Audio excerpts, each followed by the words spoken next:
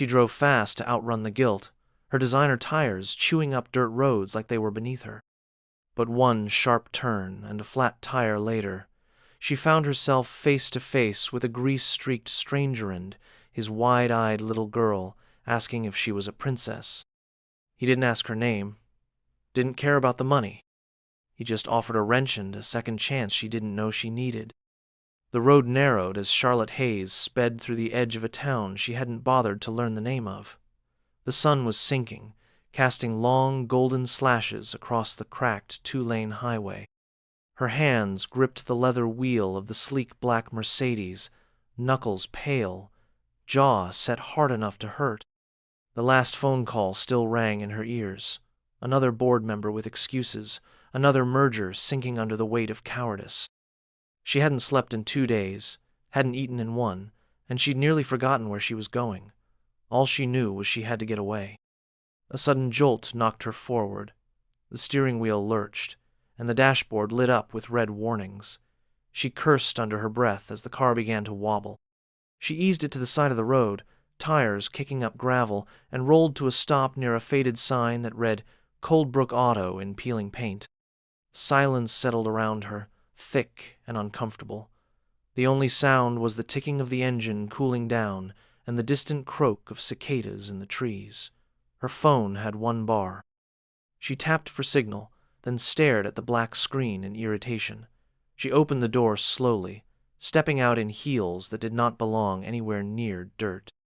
The stench of oil and wild grass filled the air, and for the first time in a long while, Charlotte felt truly out of place. She popped the trunk and stared at the spare tire, wondering how hard it could be. A few minutes of fumbling told her the answer. Her designer nails chipped on the lug wrench, and sweat beaded beneath the collar of her cream blouse. As she stood upright, brushing her palms clean, a deep voice cut through the still air. "Trouble?" She turned. A man stood a few feet away, wiping his hands with a rag. He wore worn jeans and a navy shirt smeared with grease. His skin was sun-darkened, hair tousled, a smudge of dirt across his cheek. He didn't look rushed or nosy, just curious.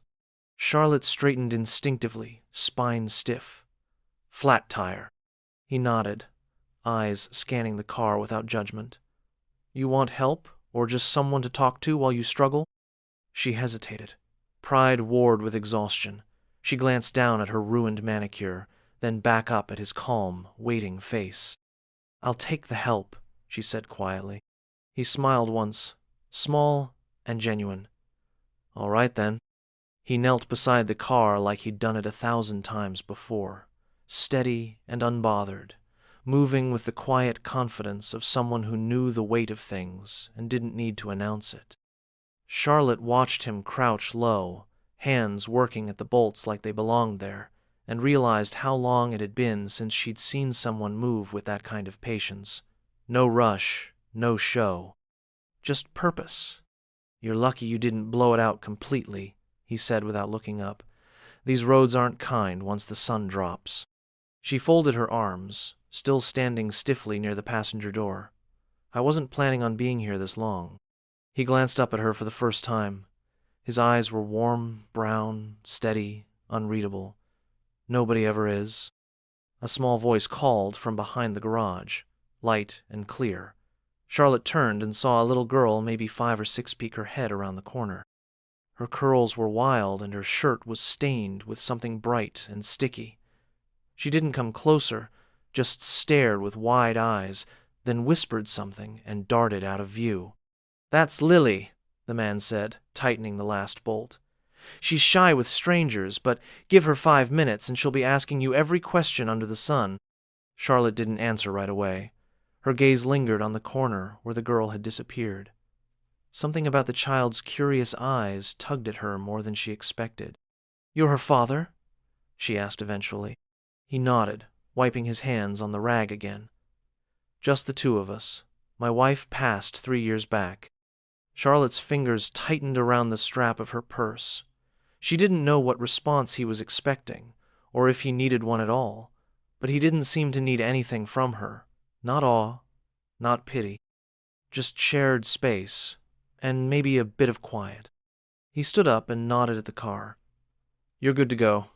Spare's on, but you'll want to get that patched before you put too many more miles on it." She nodded and opened the door, but then paused, fingers on the handle. "Do you charge for this kind of help?" "Only if you make it weird," he said with a half smile. That caught her off guard. She laughed, short and sweet. The rain started just as she slid into the driver's seat. Light at first, then a steady patter on the windshield. She didn't move, just sat there with her hands resting on the wheel. The mechanic had already returned to the garage, disappearing into the dim light and the smell of oil and rubber. She didn't know what made her linger. Maybe it was the sound of the rain, soft and rhythmic, or the unexpected warmth in the way he had looked at her. Not curious, not suspicious, just present. She opened the door again and stepped out, letting the cool air wrap around her. Her heels sank slightly in the gravel, and for once, she didn't care. She walked toward the open bay where he was bent over a workbench, sorting through wrenches like they were old friends. "You got somewhere to be?" he asked, not turning around. "I did," she said. "But I'm not sure it matters anymore." He looked over his shoulder, brow raised just enough to register interest, but not surprise. "That bad?" She leaned against the door frame, crossing her arms. "It's just noise, phone calls, people who need things they don't understand. Sometimes I wonder what would happen if I just didn't go back." He set the wrench down slowly. "Then you'd be standing here in the rain, trying to pretend you're not tired." That stung more than she expected. Not because it was cruel, but because it was true. "I don't usually talk like this," she said. "I don't usually listen," he replied, but there was no edge in his voice, just a quiet honesty that settled somewhere beneath her ribs. She glanced into the garage, noticing the old radio playing something soft in the background. A pair of tiny boots sat near the wall, worn but neatly placed. There were no signs of wealth, no luxury, no polish, but everything had been handled with care. "I'm Charlotte," she said after a pause. He nodded. "Adam." They stood in silence for a beat longer. She could still leave. She should have. But something about the stillness of this place made it hard to move. "You hungry?" he asked finally. "Lily and I were about to have dinner, nothing fancy." Charlotte hesitated, then nodded once. "I think I am." The kitchen was small, clean in the way that spoke more of habit than effort. Faded yellow cabinets, a chipped countertop, and the scent of something warm and familiar wafting through the air. Charlotte stood awkwardly near the doorway, unsure if she should offer help or stay out of the way. Adam moved with practiced ease, pulling cornbread from the oven and checking the bubbling pot on the stove. Lily sat at the table, swinging her legs and humming to herself, crayons scattered around a half-finished drawing. Charlotte felt like a ghost watching a life that wasn't hers. She didn't belong, but no one made her feel like she didn't. "You like chili?" Adam asked, ladling generous portions into mismatched bowls. "I've never had homemade," she said before she could stop herself. Lily gasped, eyes wide. "Never? Not even once?" Charlotte smiled softly. "Not that I remember." "Well, Daddy's is the best. He puts in sweet stuff so it's not too spicy, and the cornbread is crumbly in a good way." Adam set a bowl in front of Charlotte and passed her a spoon. "It's nothing special, just a recipe my mom used." She took a bite and let the flavor settle on her tongue. It was rich, hearty, made with intention. She closed her eyes for a moment longer than necessary, letting it speak to some hollow place inside her. "This is—" She searched for a word and found the simplest one. "Good." They ate with the kind of quiet that didn't need to be filled. Lily chattered about school and a frog she saw outside, and Adam listened with small nods and gentle smiles. Charlotte said little, but every word she spoke felt easier than the last. The walls in her voice were slowly fading. After dinner, Adam poured coffee into 2 mugs. Lily curled up on the couch with a worn, stuffed animal, already drifting. The room had dimmed, but no one reached for a light. "You don't have to rush off," he said, handing her a mug. She accepted it carefully, watching the steam rise. She didn't know how to name what was happening, only that something was being offered with no strings attached. "Maybe just a little longer," she said, her voice low. Adam nodded. That was enough. The elevator doors opened to silence. Charlotte stepped out onto the marble floor, heels clicking in sharp contrast to the gravel crunch of the night before. The air smelled faintly of antiseptic and expensive perfume, filtered and lifeless. Her assistant looked up from the desk, startled, and blinked as if unsure whether to speak. Charlotte passed her without a word, heading straight for her office. She set her bag down on the pristine desk and stood in front of the tall windows, looking out at the city below. Glass towers rose like monuments, cold and perfect. Traffic pulsed in organized chaos. She was home, or what passed for it. But the stillness she'd carried with her, the kind she had felt while watching Lily's small fingers grip a crayon, was already slipping away. Her phone lit up. 4 missed calls, a dozen emails, one from Henry. "Need you in the boardroom by noon. Decision has to be made. Stop disappearing." Charlotte closed the screen. Her fingers hovered over it for a moment longer, then fell to her side. The weight of her necklace felt heavier than usual. She caught a glimpse of her reflection in the glass. Flawless, distant, everything in its place. But her mind kept drifting, to the way Adam had leaned back in his chair, watching his daughter with a softness he didn't try to hide, to the way the spoon had clinked against ceramic. The scent of something lived in. She had felt seen, not because of what she owned, but because no one cared who she was. Here, every glance was a calculation. Every word was a strategy. She pulled off her earrings one by one, setting them gently on the desk. Then she sat, her fingers pressed against her temple. She had built an empire from nothing but vision and iron will. And now, all she could think about was a bowl of chili, a little girl's grin, and the sound of rain on a tin roof. The door opened. Henry stepped in without knocking. "Where were you?" Charlotte looked up slowly, no apology in her eyes. "Out of service," she said. And this time, it felt like the truth. The sun was higher this time, warm on her arms as she stepped out of the car and closed the door behind her. The same gravel crunched under her flats, though she had traded her usual heels for something quieter, less sharp. There was no storm this time, no broken tire, no excuse. Just her and the quiet pull that had refused to let go since she'd left. The garage door was open. Inside, Adam was bent over an engine, sleeves rolled past his elbows, fingers dark with oil. The radio played a soft country tune from some forgotten decade. He didn't see her at first, not until Lily came flying out from behind the house, all curls and bare feet, squealing with delight. "You came back!" Charlotte laughed despite herself, and crouched just in time to catch the girl in a tight hug. Lily smelled like soap and summer air, her little arms strong and trusting around Charlotte's neck. "I did," Charlotte said. "I told you I might." Adam looked up then, brow raised, wiping his hands with a familiar rag. His expression didn't shift much, but something behind his eyes softened. He didn't ask why. Maybe he didn't need to. "I figured I owed you a thank you," she said, standing upright again. "Most people send a card," he replied, almost smiling. "I'm not most people." "No," he said. "You're not." She glanced around, noting the way the light fell through the open garage, catching dust in the air like gold. Lily had already run back inside, yelling something about showing off her drawings. Charlotte reached into her bag and held up a paper bag. "I brought coffee and scones. Figured it might buy me 10 minutes of your time."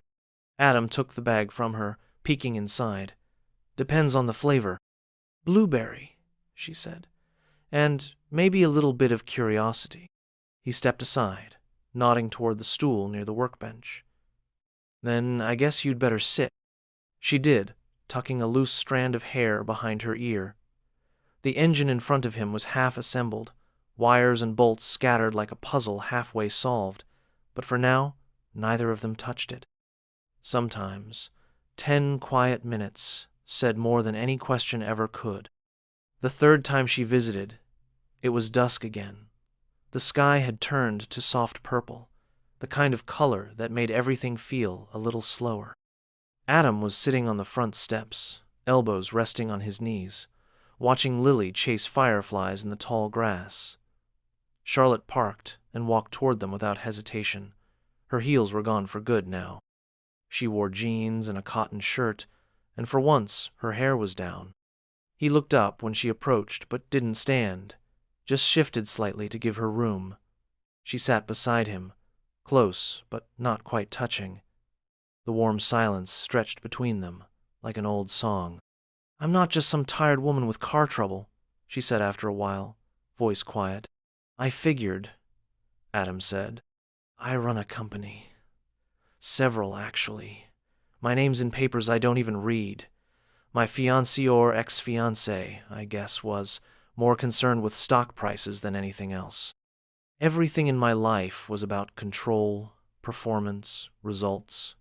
He looked at her, eyes steady. "So why are you here?" She took a breath. "Because none of that felt like living.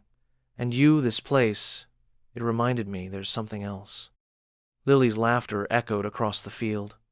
Fireflies lit up around her like magic, blinking in and out as she spun. Adam nodded, slow and thoughtful. "I get it." "You do?" He picked a blade of grass and turned it between his fingers. "I used to build cars in a shop downstate. Not old ones, like Thesinu, expensive things, fast and empty. I chased contracts and made good money. Then Maggie got sick. I quit everything to come back here and raise Lily. Everyone said I was crazy. I just wanted peace." Charlotte looked down at her hands. "You found it?" "Some days," he said. "Other days I just fake it till she laughs again." They sat in silence, listening to the sounds of the field, the soft hum of night beginning. When Charlotte finally turned to him, her eyes were softer than he'd seen them before. "I think I needed to hear that," she said. "I think I needed to say it," he replied. And still, neither of them moved. The first whisper came from the bakery. An older woman with sharp eyes saw Charlotte step out of Adam's truck one morning, her hand brushing his as he passed her a bag of apples from the market. By the time Charlotte reached the counter, the woman had already leaned in close to the cashier with a low voice and raised brows. The second whisper came from the schoolyard. Lily's teacher noticed the sleek car parked outside the garage the next day, windows tinted, engine too quiet. A man in a suit stepped out briefly and walked straight into Adam's shop, but didn't smile. Charlotte wasn't there that morning, but the story grew teeth anyway. By the end of the week, people were talking. Some spoke with curiosity, others with suspicion. The rich woman from the city spending time with the town's widowed mechanic was a story no one had seen coming. They speculated about motives, intentions, consequences. A few of them remembered Adam's wife and thought it too soon, even if it had been years. Others simply didn't like what they didn't understand. Adam heard pieces of it at the diner when he picked up lunch. Someone made a joke about golden handshakes. He didn't laugh. He paid and left without a word. He didn't tell Charlotte about it. Not yet. Charlotte heard it another way. Her phone buzzed during a meeting she had postponed 3 times. Henry's name flashed across the screen. She let it ring once, twice, then answered. "You're in the papers," he said, no greeting. "Small-town mechanic, single dad, mystery woman from the city. You should see the headlines." "I haven't," she said. "Well, someone at the firm has. Clients are nervous. Investors don't love surprises. They especially don't love appearances that suggest instability." "I'm not unstable," she said quietly. "You're acting like someone who forgot what got her here." Charlotte didn't reply. The call ended without a goodbye. That evening, Adam met her outside the shop. The look in her eyes told him she already knew what he hadn't said. "They're talking," he said simply. She nodded. "Let them. You sure about that?" She looked at him for a long moment. Then she reached for his hand. "I've never been more sure." The office was quiet when she walked in, her heels left behind for good. She wore black slacks and a soft sweater, no makeup, no armor. The walls of glass still shimmered with the same city skyline, but today it looked more distant than ever. Henry stood waiting by the window, arms crossed, a folder in his hand. He turned when he heard her steps. "You're late," he said. Charlotte nodded. "I know." He offered the folder. "Final terms. We spin it cleanly. You step back for a while. Let the dust settle. Everyone saves face." She didn't take it. She looked past him at the skyline, her eyes calm in a way that unnerved him. "I'm not stepping back," she said. "I'm stepping away." Henry's jaw tightened. "You built this? You're just walking out?" "I didn't build this for them. I built it because I thought success meant never stopping, never resting. But I was wrong. I've spent my whole life climbing ladders only to find they leaned on the wrong walls." He laughed once, short and sharp. "And you think you'll find meaning in some garage?" "I think I already did." She turned then, walking toward the door without another word. She didn't need to convince him. She didn't need to ask permission. For the first time in years, she felt the weight lift with each step, not because she was escaping, but because she was choosing something real. Outside, the air was different, brighter somehow. She didn't check her phone, she didn't make a call, she just got in her car and headed north, windows down, wind in her hair. There was no ceremony in the leaving, no farewell party, no headlines she cared about, just a quiet road and a clear decision. She had given the world everything it asked of her, and now she would give herself something back. She smiled, thinking of Lily's wild curls, Adam's steady voice, the scent of motor oil and coffee, and for the first time, her future wasn't a strategy. It was a place she was going back to. The gravel crunched beneath her tires as she pulled into the familiar lot. The sky was streaked with early morning light, soft and golden, brushing the tops of the trees.